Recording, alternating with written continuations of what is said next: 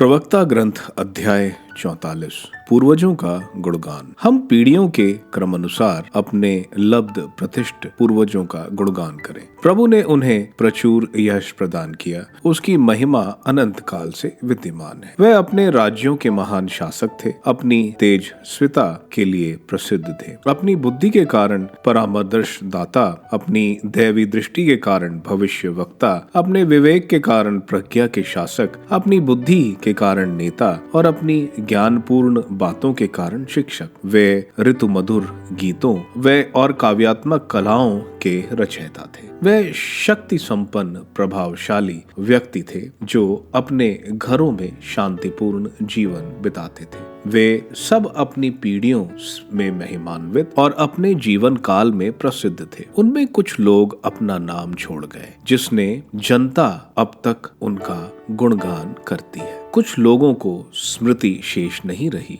वे इस प्रकार लुप्त हो गए मानो कभी थे ही नहीं। वे इस प्रकार चले गए मानो उनका कभी जन्म नहीं हुआ, और उनकी संतति की भी यही दशा है। जिन लोगों के उपकार नहीं भुलाए गए हैं, उनके नाम यहाँ दिए जाएंगे। उन्होंने जो संपत्ति छोड़ी है वह उनके वंशजों में निहित है। उनके वंशज आज्ञाओं का पालन करते हैं और उनके कारण उनकी संतति भी। उनका वंश सदा बना रहेगा और उनकी कीर्ति कभी नहीं मिटेगी। उनके शरीर शांति में दफनाए गए और उनके नाम पीढ़ी दर पीढ़ी बने रहेंगे। लोग उनकी प्रज्ञा की प्रशंसा करेंगे, सभाओं में उनका गुणगान किया जाएगा। हनोक और नूह। हनोक प्रभु को प्रिय थे और वह सशरीर उठा लिए गए। वह पीढ़ियों के लिए प्रज्ञा का आदर्श है। नूह को निर्दोष पाया गया। प्रकोप के दिन वह मानव जाति का नाम प्रारंभ बने। प्रलय के समय उनके माध्यम से